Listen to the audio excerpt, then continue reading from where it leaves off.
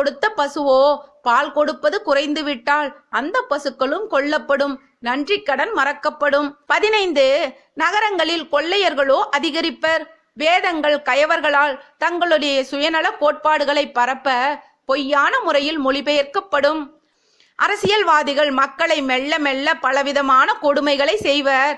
போலி ஆச்சாரியார்கள் தோன்றி பக்தர்களை உபயோகப்படுத்தி தங்களுடைய வயிறுகளையும் காமத்தையும் பூர்த்தி செய்து கொள்வார்கள். கலியுக துன்பங்களோ நிறைந்தது. ஆனால் 4 1 பங்கு தர்மம் உள்ளது. கலியுக துன்பங்களில் இருந்து நம்மை காத்து கொள்வதற்கு கண்டிப்பாக நமக்கு ஈஸ்வரனின் துணை தேவைப்படுகிறது. மழையினில் குடை போல இறைவனிடம் காட்டும் பக்தியோ இந்த துன்பங்கள் நம்மீது படாமல் பாதுகாக்கும்.